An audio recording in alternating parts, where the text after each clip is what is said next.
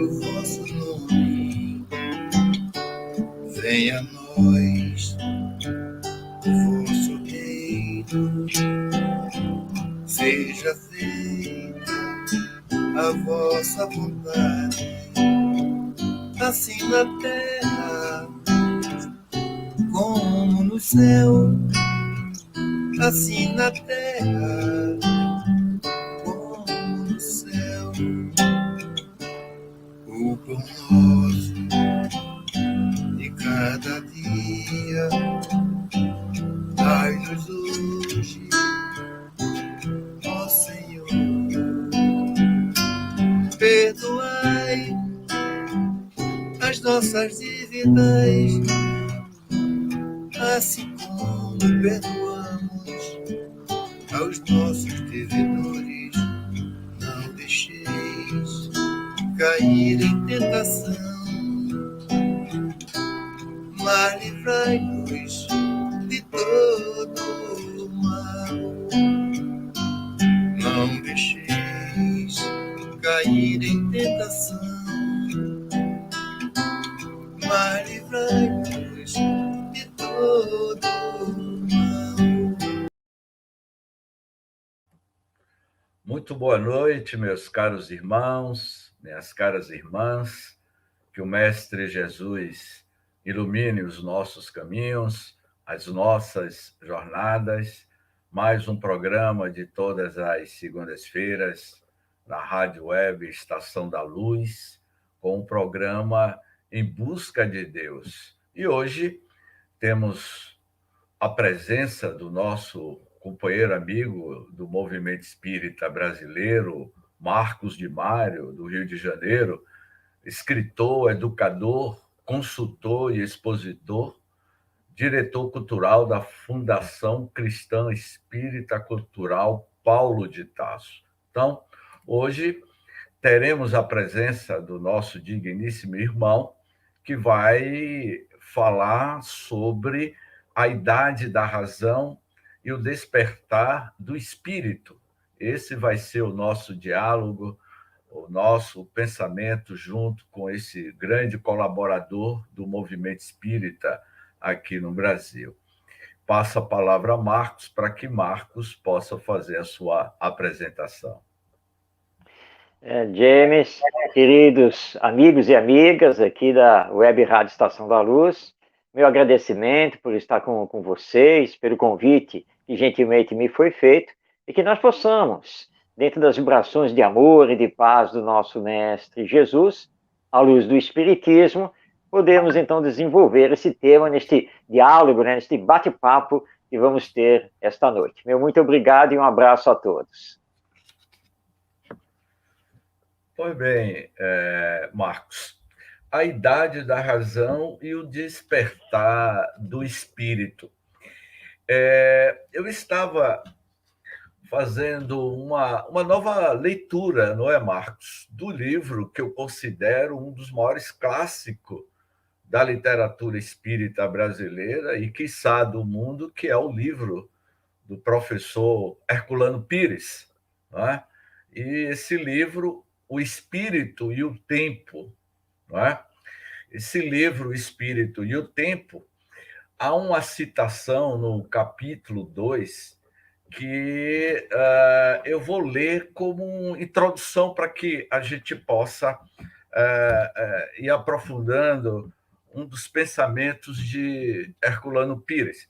Nesse capítulo, não é? O capítulo 3, onde ele vai descrever a questão do horizonte civilizado, mediunismo oracular. Ele vai citar a trajetória da evolução do despertar do espírito do período da pré-história até os dias atuais. E o que me chamou a atenção nesse texto, que ele diz assim: o homem se liberta de si mesmo, das suas condições humanas, constituída penosamente através das estruturas sociais, do horizonte tribal e do horizonte agrícola, procurando uma forma mais precisa de definição de sua natureza, Aí ele diz que na organização tribal, ele se libertou da condição animal e do jugo absoluto das forças da natureza para elaborar a sua condição própria. Na organização agrícola, ele aprendeu a dominar a natureza e submetê-la ao seu serviço, mas caiu prisioneiro da estrutura social. No horizonte civilizado, ele começa a romper os liames da organização social para descobrir-se a si mesmo, o que só fará quando se tornar um indivíduo. A evolução do espírito está bem clara nesse imenso processo de desenvolvimento histórico da humanidade. O homem se eleva progressivamente da selva à civilização através de períodos históricos que podem ser definidos como horizontes, ou seja, como universos próprios, nos quais os diferentes poderes da espécie vão sendo treinados em conjunto até que o desenvolvimento da razão favoreça o processo de individualização e o crescimento do ser espiritual. Eu gostaria que você fizesse alguns comentários, tecesse alguns comentários sobre essa visão histórica do período da Idade da Razão, do homem pré-histórico, como o Herculano aborda, até os nossos dias atuais. Pois bem, gente, essa é uma obra fantástica do professor Herculano Pires, que eu tive o prazer, embora rapidamente, mas de conhecer, porque, na verdade, eu nasci em São Paulo, capital, vivi boa parte da minha juventude lá, até a minha transferência para o Rio de Janeiro, e eu tive o prazer de conhecer o Herculano Pires como ouvinte, né? Era um jovem espírita ouvindo o Herculano Pires dando algumas das suas aulas, as suas palestras. E as palestras dele não eram palestras, eram aulas, assim como os seus escritos, né? E essa obra, O Espírito e o Tempo, é fantástica. E Herculano tem a visão histórica que nós precisamos todos ter, porque nada dá saltos na evolução, tudo se encadeia. Eu recebi esta semana, pelo WhatsApp, um vídeo, e esse vídeo falando, comparando as gerações das décadas de 1960, 1970, até um pouquinho de 1980, com as gerações, né, a geração atual. E colocando que naquela época seria muito melhor do que é hoje. Mas aí eu peguei, eu até respondi para quem me enviou o vídeo, disse assim, olha só, mas o vídeo ele nos leva a um equívoco, porque não existe a geração espontânea. O que existe é a ligação de uma geração com a outra. E nessa ligação nós vamos fazendo o progresso. Se hoje nós temos graves problemas, por exemplo, no campo da criminalidade, no campo do consumo das drogas, da liberação do sexo sem o devido equilíbrio, ou seja, com o seu abuso, isso não surgiu sem mais nem menos com a nova geração. Nós, que naquela época vivemos a juventude, ou seja, éramos a jovem geração naquela época, nós nos tornamos, na sequência, pais. E, portanto, somos responsáveis pelos valores que as novas gerações, as atuais, têm e o que fazem na sociedade. Porque tudo está interligado. E Herculano Pires, ele estende mais ainda, ele aprofunda mais ainda esse pensamento, lembrando que nós estamos ligados, sim, às sociedades primitivas da nossa humanidade. E lembrando aquela resposta que os espíritos dão a Kardec em O Livro dos Espíritos, onde ele fala do progresso da civilização, e que eles respondem, olha, tu mesmo, ou seja, você mesmo, já esteve lá atrás. porque você é o espírito que vem progredindo, que vem evoluindo e que vem passando por essas etapas ou horizontes, como nos coloca o Herculano. E falar em horizonte, o Herculano tem razão em utilizar essa palavra, porque horizonte é uma coisa vasta e que às vezes você não vê nem o início e nem o fim. É o horizonte. A sua visão se estende por esse horizonte. E é assim que se faz o progresso. Então, paulatinamente, nós vamos dominando o corpo, nós vamos dominando a natureza, transformando-a.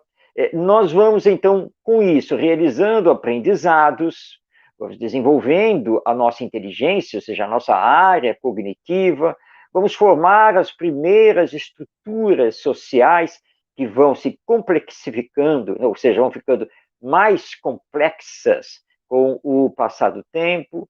Com isso, então, nós entramos na área das leis, os códigos de direito civil.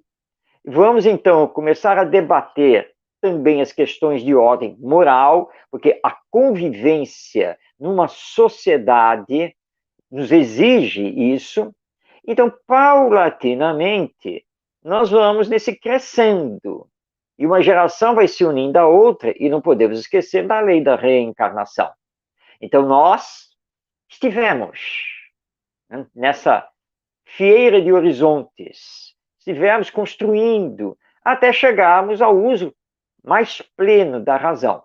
Mas vamos lembrar aqui também uma outra resposta dos espíritos superiores a Allan Kardec, lá em O Livro dos Espíritos, quando Kardec fala da civilização humana, que, aliás, os nossos historiadores usam muito esse termo, né, da civilização humana, só que os espíritos superiores nos chamam a atenção e nos dizem que nós, isso foi lá na metade do século XIX, mas ainda está valendo para nós hoje, neste início do século XXI, que, na verdade, nós não somos uma civilização, nós somos uma sociedade intelectualmente mais avançada, porque numa verdadeira civilização, os ensinos morais de Jesus têm que estar plenamente vivenciados. E todos sabemos que estamos muito longe disso. Então, essa é a lei do progresso. Nós vamos nos vinculando entre as gerações, vamos nos desenvolvendo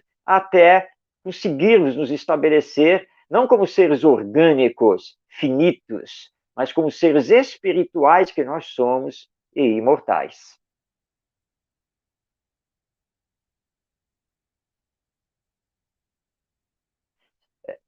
James, seu áudio, James.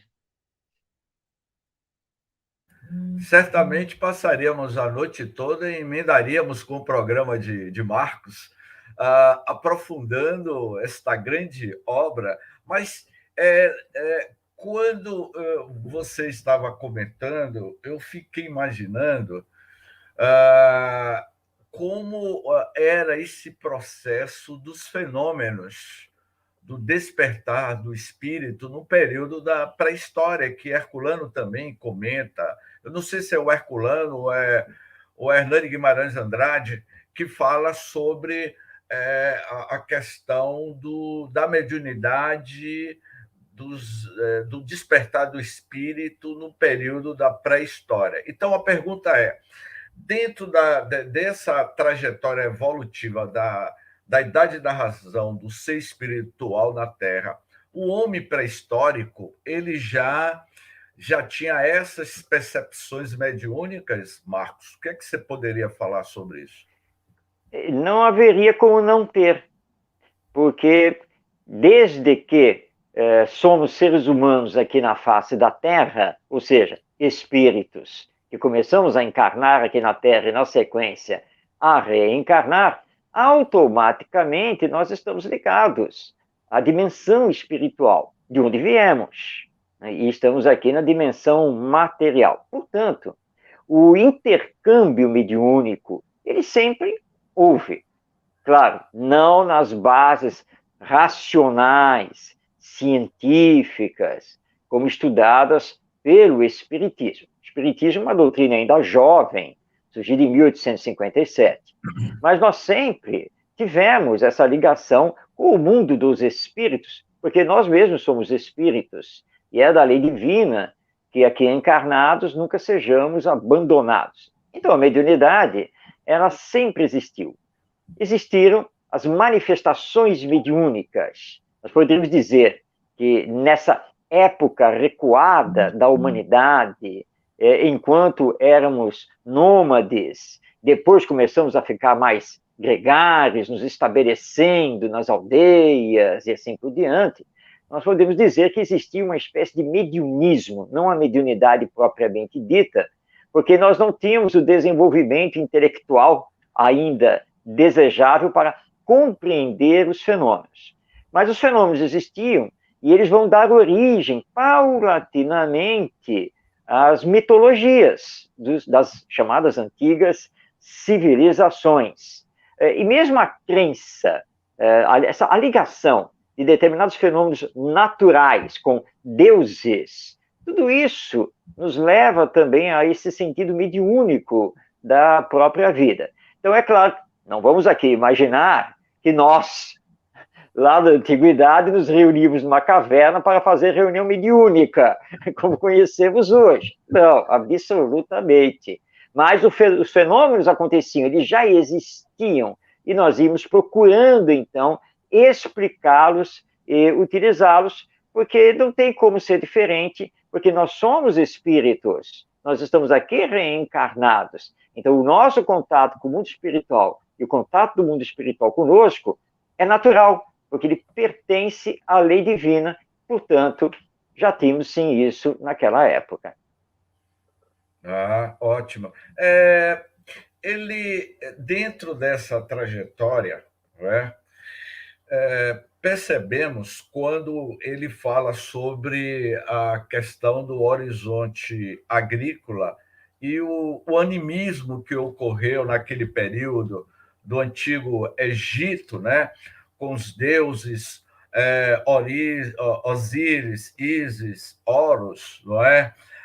Ele diz assim: vemos no Egito duas categorias de deuses bem definidas, a dos deuses cósmicos e o dos deuses familiares.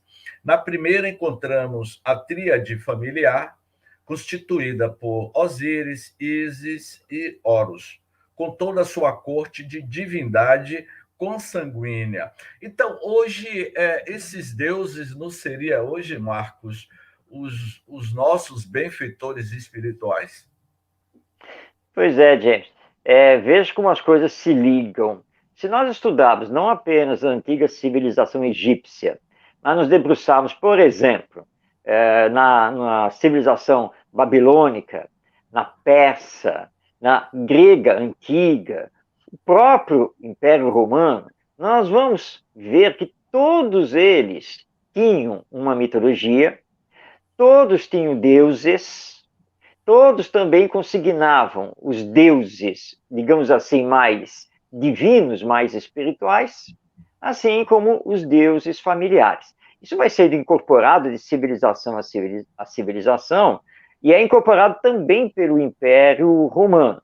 Ou seja, já havia essa noção de que nós temos, sim, o que o Espiritismo consigna como os anjos da guarda, que são os espíritos superiores, e os espíritos protetores, que aí nós vamos ter, né, os espíritos familiares, os espíritos simpáticos a nós, o famoso guia espiritual, o protetor espiritual, que é um espírito mais superior, ou seja, é uma pleiade de espíritos que, conforme a lei divina, eles então atuam conosco para nos orientar e para nos proteger. É sabido que, por exemplo, entre os judeus, e vamos aqui sinalizar o povo judeu, porque é um povo diferenciado, nós sabemos que parte, não todos os judeus, mas uma parte dos judeus acreditava até mesmo na reencarnação.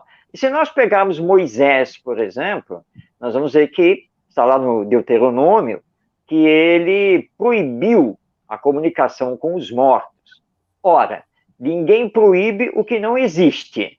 Então, se ele proibiu a comunicação com os mortos, é porque eles, sim, eles consultavam os médios e conversavam com os espíritos. O que aconteceu naquela época é que estava havendo abuso dessas comunicações.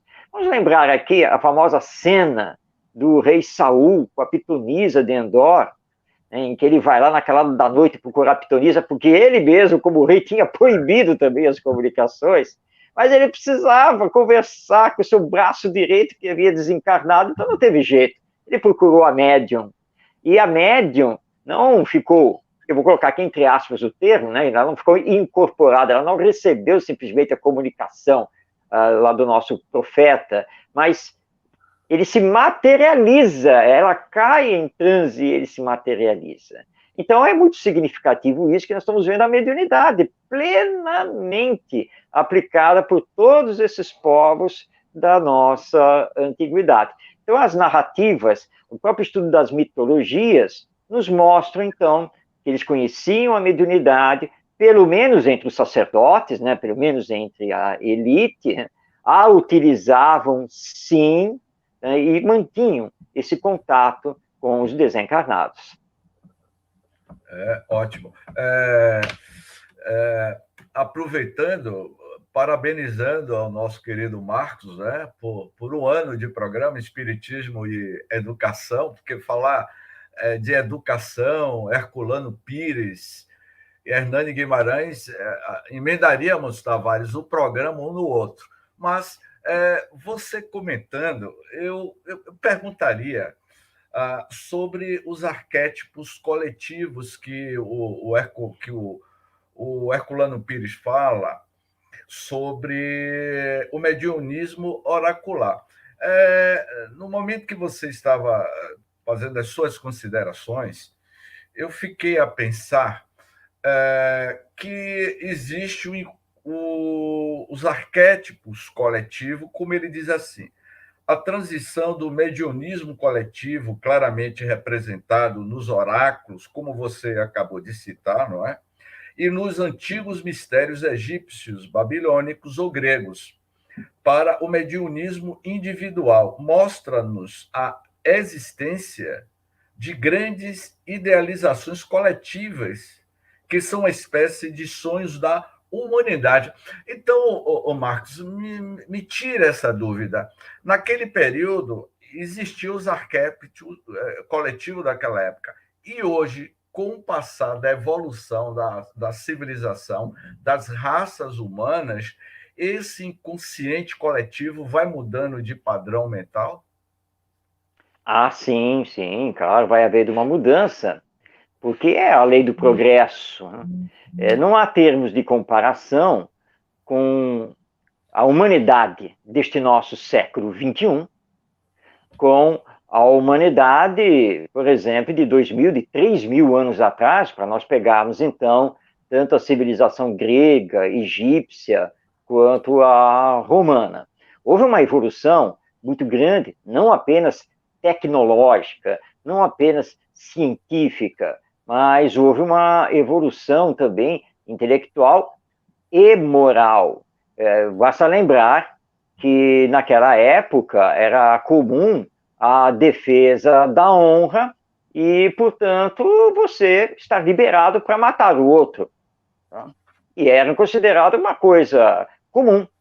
Nós viemos crescendo em entendimento e hoje nós condenamos isso.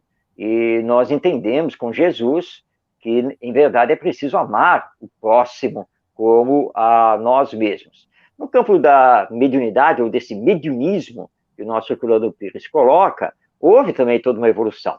Era normal nessas civilizações antigas a utilização dos oráculos. Por exemplo, lá em Jerusalém, o grande oráculo ficava no Templo de Jerusalém, onde então os principais sacerdotes eram os únicos que podiam entrar lá na sala especial, que seria a sala daquela famosa Arca dos 10 Mandamentos, não era uma sala sagrada, e ali eles evocavam ou invocavam os deuses, os mentores da raça, e a partir daquilo que eles ouviam dos espíritos, depois eles comunicavam ao povo. naturalmente passando por um filtro, porque nós sabemos que isso também acontecia no Antigo Egito, quer dizer, chegava ao povo apenas e tão somente aquilo que os sacerdotes e o governo instituído consideravam que o povo deveria saber. Então, eram chamados oráculos. Então, era a mediunidade ou o mediunismo coletivo.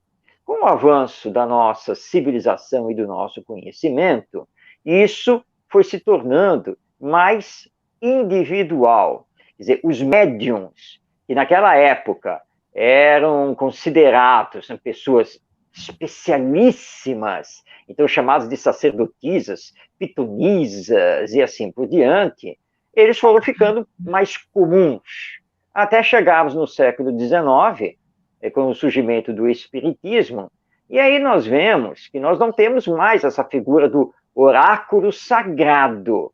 É claro que nós temos um respeito muito grande a determinados médiuns, determinadas comunicações dos espíritos que falam de uma forma, então, geral, seja para todos nós espíritas, uma mensagem geral para o ser humano, mas saímos daquele campo, daquele sagrado, em que você não tem acesso, só as pessoas especiais. Hoje não, a mediunidade serve a todos nós e aos desencarnados, então aí nós vemos como se deu essa evolução, essa mudança dos arquétipos de um coletivo para algo mais individualizado. Ótimo. Eu me lembrei, Marcos, de Edgar Cayce, não é? Os escritos de Edgar Cayce, dentro desse contexto da idade da razão e o despertar do espírito, Edgar Cayce, que foi considerado um dos maiores médiuns do século XX nos Estados Unidos, não é? Ele relatava as suas vidas sucessivas e desde aqueles primórdios, não é? Quando ainda ele transitava nas civilizações mais primitivas. Então, para que a gente chegue ao despertar do espírito, que André Luiz vai dizer, não é? Que é o ser consciente, o homem integral que nós estamos sendo hoje e aspirando. E quando Edgar Cayce lembra e narra as suas experiências de 10 mil anos de suas encarnações, isso é possível ele ter ainda na sua memória e nas nossas memórias anímicas aquelas experiências que nós vivemos há 10 mil anos em civilizações mais primitivas. E isso não interfere hoje, essa questão dos nossos instintos hoje não as lembranças longínquas daquele período nosso, que o próprio Edgar Cayce narra? Bem, nós sabemos que existe o chamado esquecimento do passado, para que possamos ter aqui a nossa atual encarnação sem maiores entraves com relação ao que fomos e o que fizemos em existências passadas. Mas também temos que lembrar que as nossas memórias passadas não estão trancafiadas, perdidas, elas nos pertencem. Usando uma linguagem aqui retirada de Freud, da psicanálise, elas estão no chamado inconsciente, estão lá, guardadinhas, e que se revelam também nas nossas ideias inatas e tendências de caráter que trazemos e que demonstramos aqui nesta existência, muitas vezes sem termos recebido a influência da educação. É nosso e nós logo começamos a mostrar. É raro nós temos pessoas que consigam ter essa memória anímica voltada tanto assim para o passado, como foi o caso do Edgar Cayce, que, aliás, é bem pouco conhecido aqui no Brasil e mereceria ser mais estudado. Mas nós temos um caso muito interessante que aconteceu com o psiquiatra norte-americano Brian Weiss, e o Brian Weiss era materialista, psiquiatra renomado, palestrante, livros publicados, professor universitário, e ele trabalhava com a terapia de regressão de memória. E até que um dia ele teve lá uma paciente que ele começou a fazer a regressão, como ele já tinha feito dezenas de vezes, sem nenhum problema, e ela começou a fazer um relato, e ele percebeu que ela não estava se referindo ao seu período infantil, mas que ela estava falando, era um relato de uma pessoa adulta, mas que não tinha nada a ver com ela e a sua vida atual. Ele não entendeu, marcou uma nova sessão, e nessa outra sessão ele fez lá a hipnose, ela regrediu e começou a falar de uma outra personalidade. Parecia que ela estava falando de uma outra época, com descrições que o Brian não entendeu. E ele passou algumas semanas tentando entender o que estava acontecendo com a paciente, e surgiu uma hipótese que ele nunca tinha tocado, ele nunca tinha estudado isso. Dá a impressão que ela está falando de outras vidas, né? De outras existências, mas isso seria possível? Ele vai para a universidade, vai na biblioteca da universidade e começa a levantar o tema. E ele vai descobrir uma série de estudos e vai encontrar os estudos do Dr. Ian Stevenson, da Universidade da Virgínia, que ficou famoso aqui no Brasil por causa do seu livro 20 Casos Sugestivos de Reencarnação. E ele descobre uma série, então, de estudos com metodologia científica, como foi o caso do Stevenson. E aí, quando ele volta com a paciente, ele volta com aquela ideia: eu acho que eu estou lidando com outras vidas passadas. Eu acho que ela está regredindo essas vidas. Eu não sei muito bem, mas eu vou caminhar por aí. Vamos lá. E ele conseguiu descobrir, e ela relatou várias existências dela, e ele recuou tanto quanto o Edgar Cayce, porque descobriu que ela viveu praticamente 10 mil anos atrás, aquela coisa toda. E ele foi atrás, porque ele fez pesquisas históricas, tentou, né, cruzar os dados, até que ele teve a coragem de, numa palestra, apresentar as suas conclusões, e que ele estava defendendo a tese da imortalidade da alma e da reencarnação.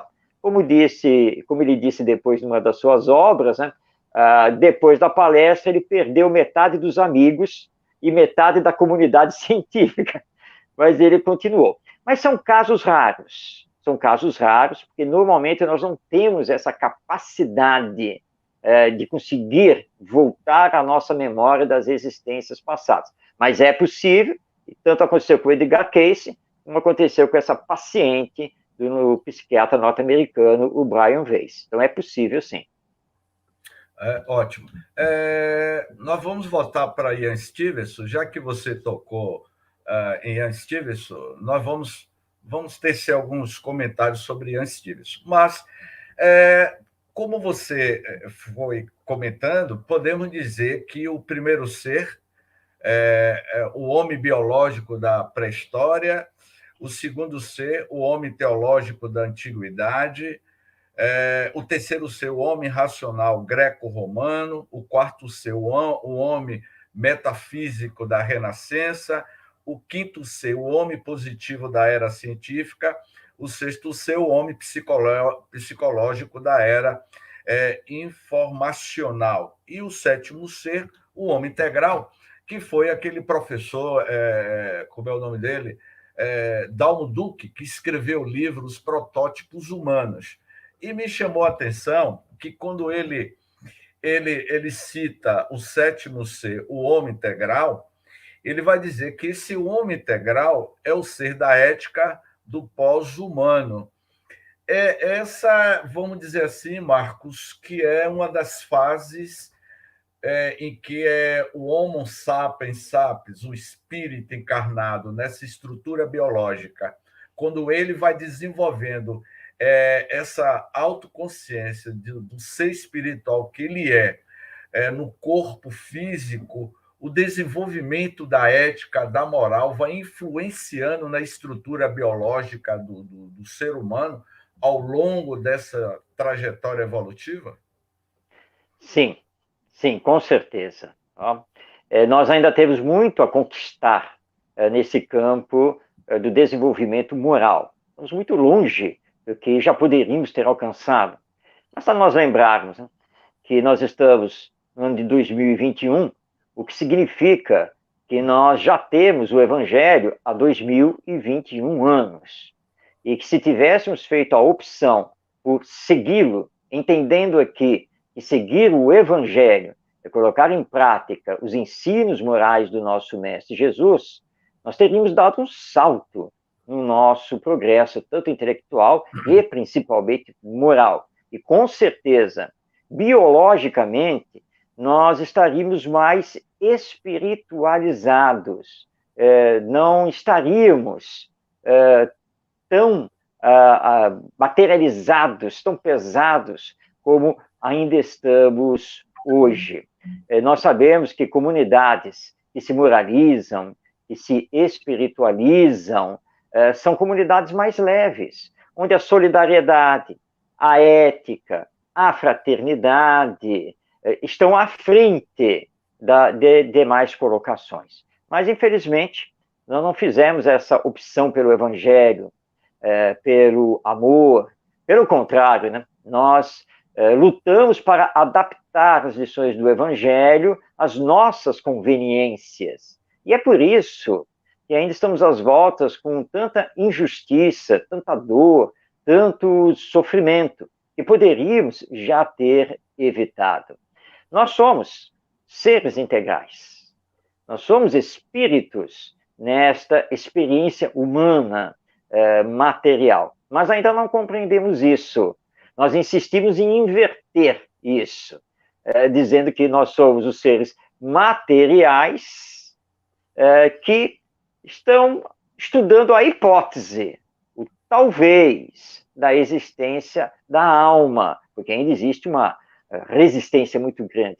Eu lembro aqui, quando da desencarnação do meu pai, eu estava do lado dele no hospital, e quando o médico, né, tentou fazer a sua ressuscitação, aquela coisa toda, pediu autorização para fazer os procedimentos, eu dei, então enfermeiros, todas as pessoas ali, e quando meu pai partiu, ele parou os procedimentos, pediu para todo mundo parar e disse assim, este eu perdi.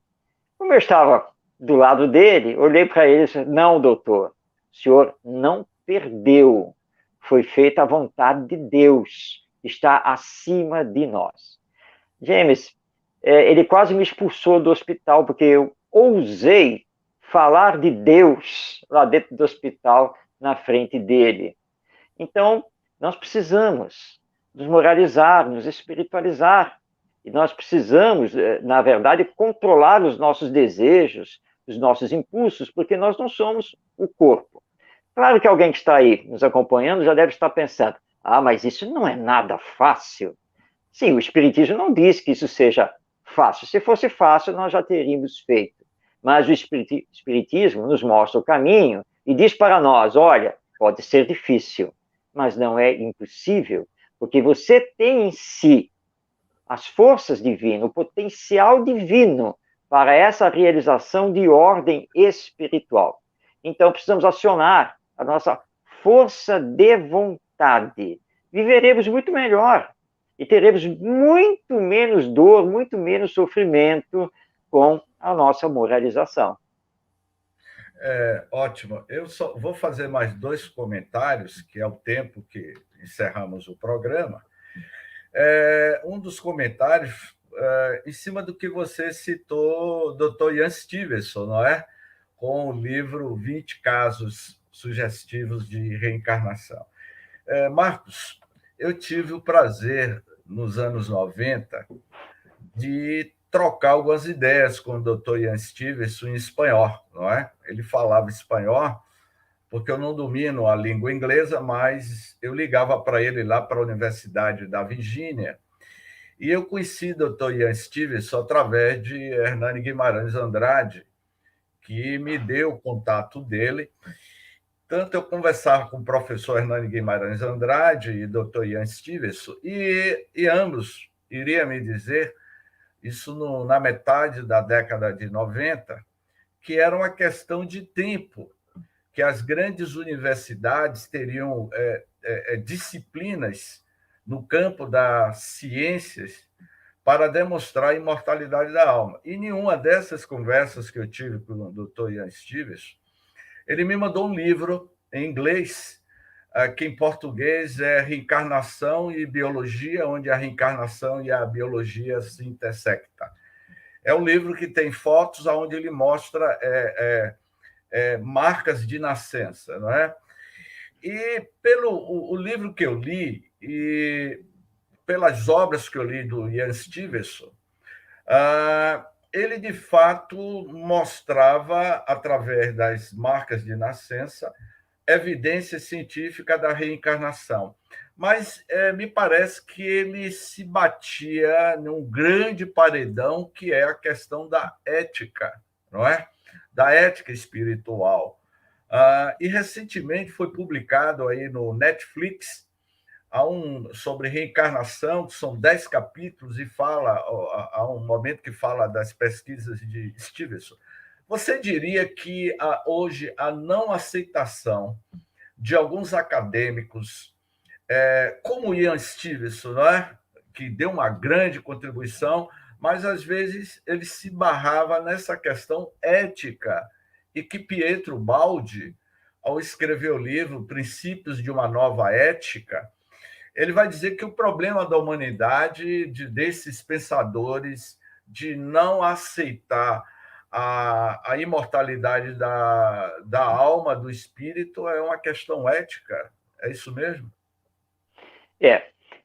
O mundo acadêmico é um mundo fechado em si mesmo e que tem bases já de longa data e que não é fácil você mudar os paradigmas que formam esse mundo acadêmico, científico, que é um mundo, pelo menos em grande parte, que realmente ou não acredita na imortalidade da alma, ou considera que essas discussões sobre a alma não são do foro da ciência, mas sim do foro da religião, então separando uma coisa da outra. E há essa questão da ética. Quando você se depara com provas científicas da reencarnação, você tem que entrar para o campo da ética, não tem jeito. Por quê? Porque você acaba de descobrir que você não é simplesmente você de agora, que você já teve outras personalidades, que você já foi outras pessoas em vidas passadas. O que leva a você ficar sabendo que, provavelmente, talvez, nessas outras existências, como alma imortal, como espírito, talvez você não tenha feito o bem.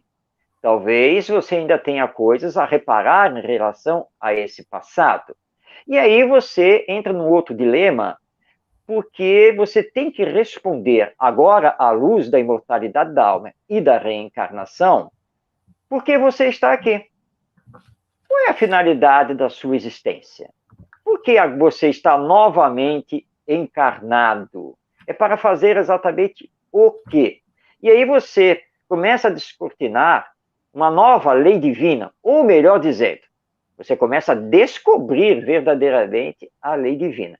Isso leva, então, a um dilema ético muito grande por parte dos cientistas, porque muitos trabalham o desenvolvimento da humanidade através da ciência, mas achando que não tem nenhum tipo de responsabilidade com o que a humanidade faz com as suas descobertas. Ou seja, se a humanidade quiser pegar aquilo que eu descobri para fazer uma bomba e jogar em cima de uma cidade e matar todo mundo, isso é responsabilidade das autoridades públicas, de quem usou a minha descoberta para aquilo. Mas não é bem assim. Os cientistas têm que tomar muito cuidado com o desenvolvimento que fazem, com as pesquisas que realizam, porque, pela lei divina, nós somos sempre responsáveis. Sempre. Veja o caso, por exemplo, do von Braun, que trabalhou com o nazismo na Segunda Guerra Mundial, e que, em nome do desenvolvimento científico, ele, com toda a tranquilidade, desenvolveu as bombas voadoras, a V1, a V2, os foguetes, para transportar ogivas, e ele fazia isso em nome da ciência. Quando ele vai para os Estados Unidos, resgatado pelos norte-americanos, ele vai para desenvolver foguetes mais potentes e chegar ao ponto, né, lá em 1969, de conseguir colocar o homem na Lua. Mas ele sempre disse que aquilo que ele fez em nome da ciência, pura e simplesmente. Ele estava desenvolvendo tecnologia. Usaram a tecnologia para matar os outros, mas qual era o problema? Porque com aquela tecnologia dos foguetes nazistas, ele conseguiu chegar ao foguete para colocar o satélite, ao foguete para levar o homem à Lua. Mas nós estamos falando aqui de uma dimensão da ética. E ética significa o nosso modo de ser, os valores morais que regem a nossa vida. Então, é por isso que existe muita resistência do mundo acadêmico. Rapidamente aqui, só para colocar, uma vez num fórum sobre educação, eu trabalhando aqui por uma ONG, nós íamos utilizar o auditório do colégio, e o auditório do colégio estava sendo ocupado pelo Ministério da Educação, mas que tinha que entregar, né, o auditório em determinado horário para que nós pudéssemos entrar. Bom, mas eles atrasaram tudo, estava aquela confusão, e eu cheguei para a coordenadora lá do MEC e disse a ele, olha, a senhora não se preocupe, conversamos com a coordenação do fórum, localizamos uma sala mais ampla aqui dentro do colégio, então nós vamos nos deslocar para essa sala, porque vocês não vão ter condição de entregar o auditório, não é mesmo? E eles disseram, é verdade, muito obrigado e coisa e tal. Qual é o tema que vocês vão desenvolver? Nós vamos desenvolver o tema sobre pedagogia da sensibilidade, a sua aplicação. E ela disse assim, é tudo que nós estamos precisando na educação. Com certeza, professora, com certeza, porque isso tem tudo a ver com respeito ao direito dos outros, não é mesmo? Mas passe bem, tá? Foi um prazer conhecer e conversar com a senhora, que agora vamos montar a outra sala ali. E ela parou ali, ficou verde, amarela, vermelha, azul, né? Perdeu o chão. Gente, porque o que vocês tinham que ter feito era ter uma disciplina, uma organização, e entregar o auditório no devido horário, porque vocês sabiam que outra organização ia entrar. Tá? E não mudar toda a programação como nós tivemos que fazer. É uma questão de ética. Ela achou que o nosso tema era tudo que os educadores estavam precisando, inclusive ela. Mas você se colocar nesse ponto, isso é um drama ético. Então é preferível varrer para debaixo do tapete e deixar essa questão da imortalidade da alma, do espírito, da reencarnação, assim, para depois, de preferência. Muito ótimo, muito ótimo. Já nas considerações finais, falando sobre Jesus, o pedagogo por excelência. Jesus, ele foi considerado, e ainda é considerado, o espírito mais evoluído que esteve conosco, foi o maior pedagogo da história da humanidade, e a sua pedagogia da afetividade, as suas parábolas que Jesus apresentava a Marcos, certamente seria o despertar da consciência do espírito através das suas parábolas.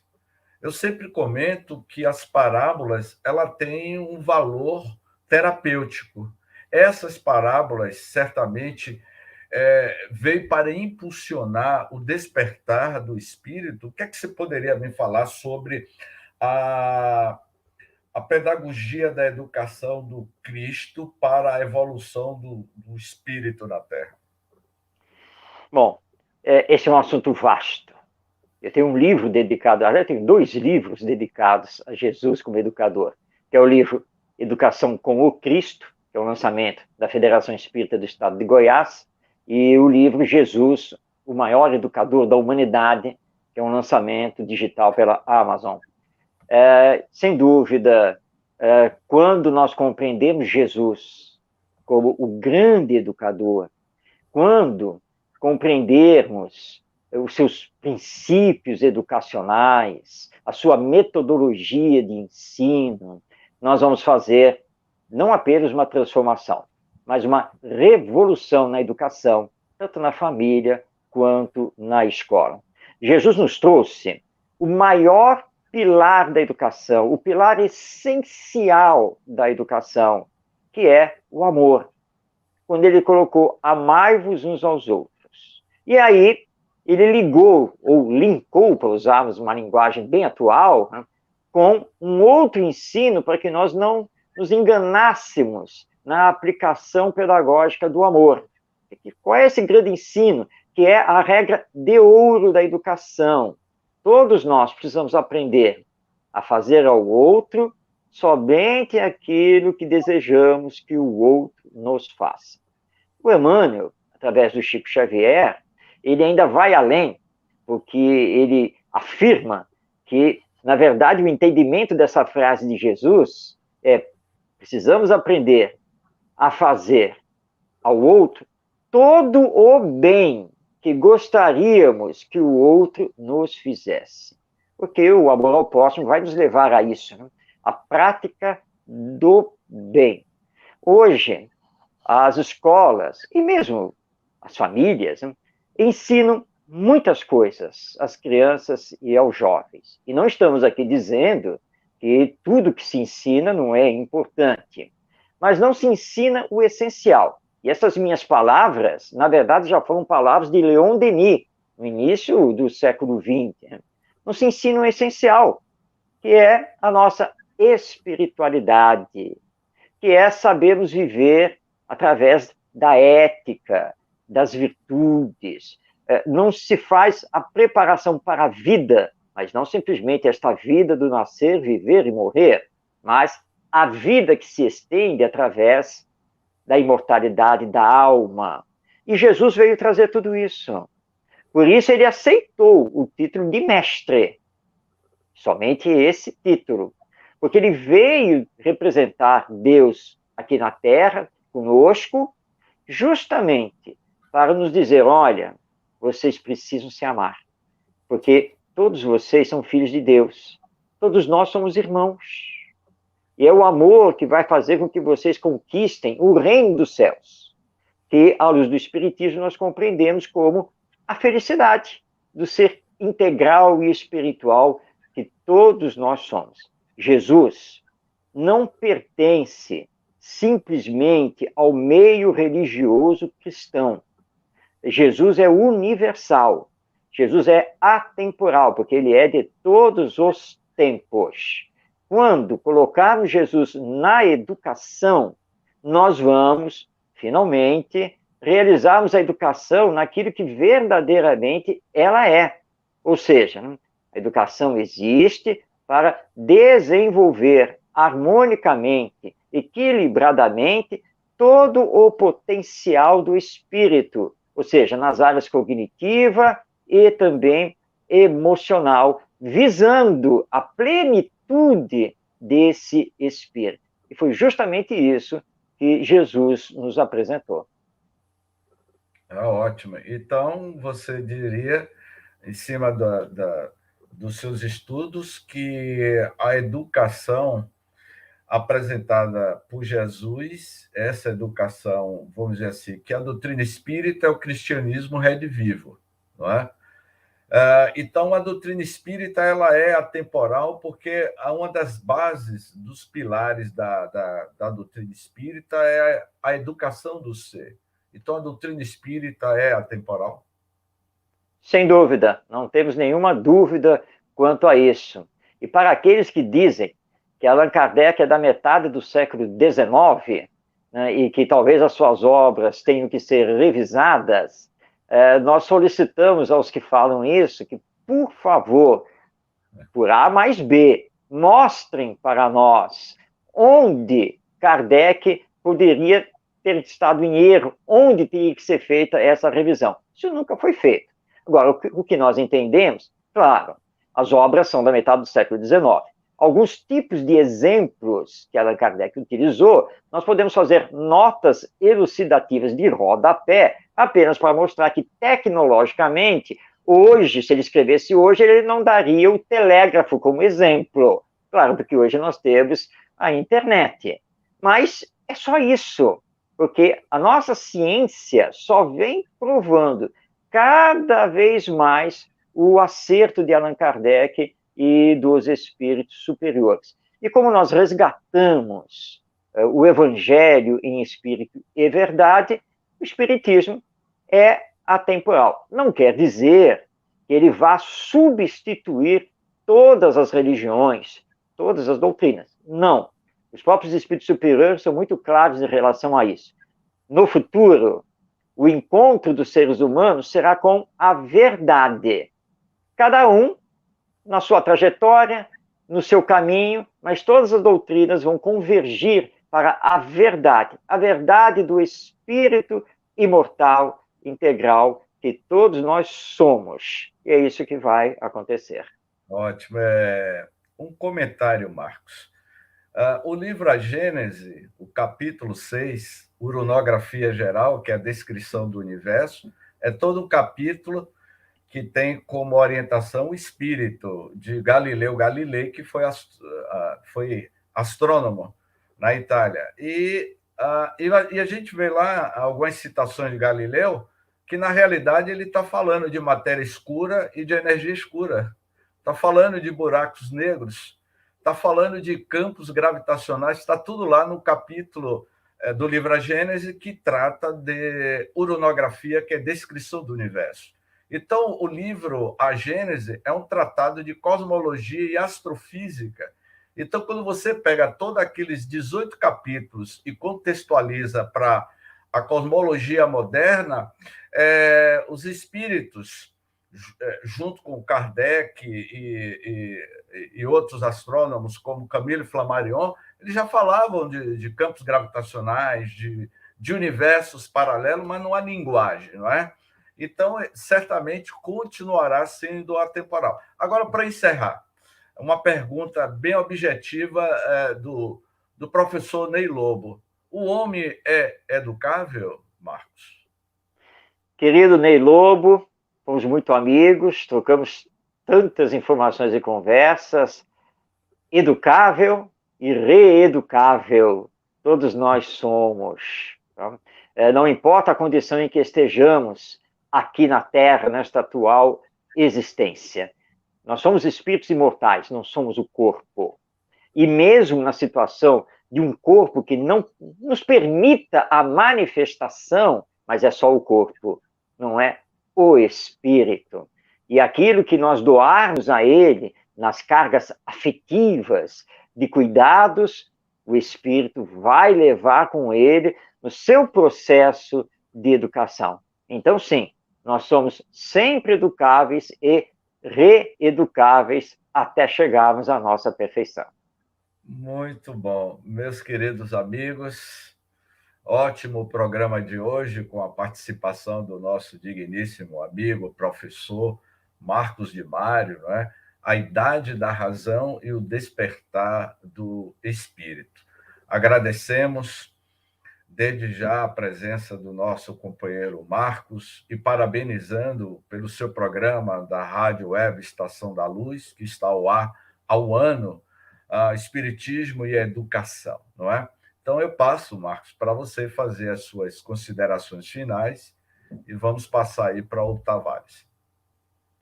James, eu agradeço o seu convite, seu generoso convite, essa oportunidade de termos essa conversa tão proveitosa, e desejando a todos que estão nos acompanhando, que ainda vão assistir esse vídeo que vai ficar aqui na Web Rádio Estação da Luz, que nunca desistam, não se deixem levar pelo desalento, pelo desânimo, nada nos acontece por acaso, tudo tem a sua razão de ser, e precisamos despertar em nós o espírito, e utilizando a razão, porque nós pensamos, nós raciocinamos, e não podemos abrir mão disso. E o Espiritismo diz que não estamos aqui também por acaso, há uma razão de ser de estarmos aqui. Então, continuemos sabendo que os bons espíritos, em nome de Jesus, estão aqui conosco, sempre nos amparando.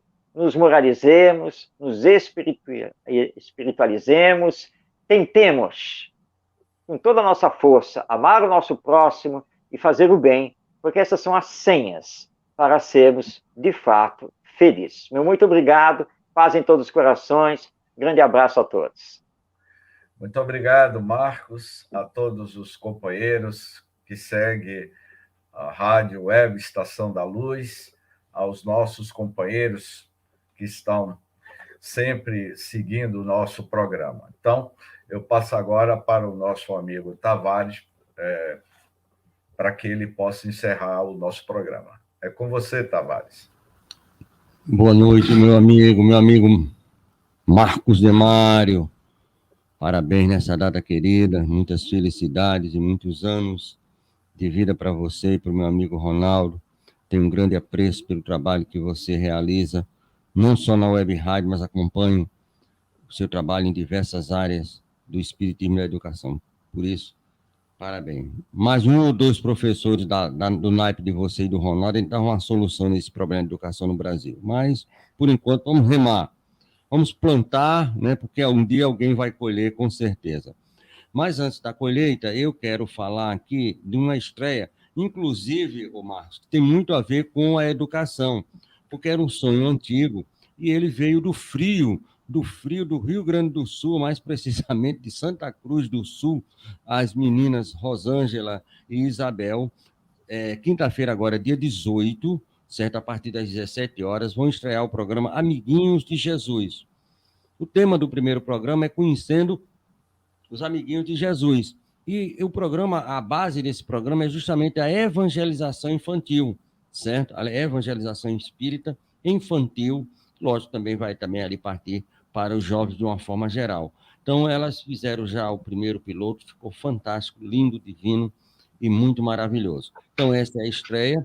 Eu queria também falar do programa de 8 horas da manhã de hoje, que foi o programa sobre os domínios da mediunidade com Amadeu Ferreira, que estuda o livro Desobsessão. Tivemos o programa com o nosso irmão Vicente Cardoso, às 9h30, lá de Divinópolis, que ele trabalha o livro A Gênese, o programa Um Caminho da Evolução, Caráter da Revelação Espírita, está no primeiro capítulo. De Portugal, hoje, como sempre, às 12 horas aqui, 15 horas em Portugal, o programa Caminho da Manhã, com a Filomena Queiroz, que falou de quem? De Herculano Pires, e ainda mais com o filho Herculano Ferraz Pires, sobre os momentos marcantes, né, da vida do grande divulgador do Espiritismo. Às 18 horas, Margarida Rigato, de São Paulo, fez o programa O Evangelho por Emmanuel, que vai ao ar todos os dias, às 18h05.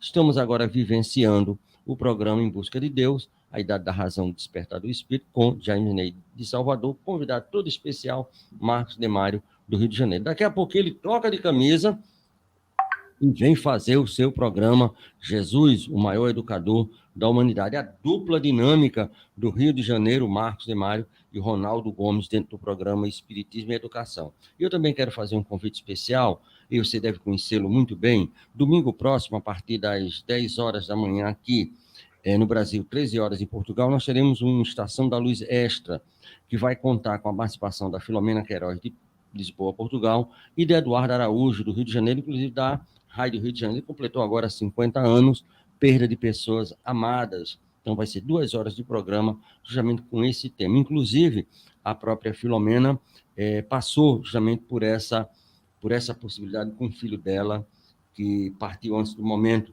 que ela esperava que pudesse partir. Então, além da questão da teoria, nós temos a prática, inclusive, com a ajuda do Eduardo, ela conseguiu superar isso. Então, é essa a nossa programação. Também queremos convidar, e a gente faz parte desse grupo, é o grupo de teatro Persona Espírita, fazendo 20 anos. É um grupo aqui de Natal, é um grupo de teatro, de dança, enfim, da arte, da música, do irmão coral Paxo Rolo.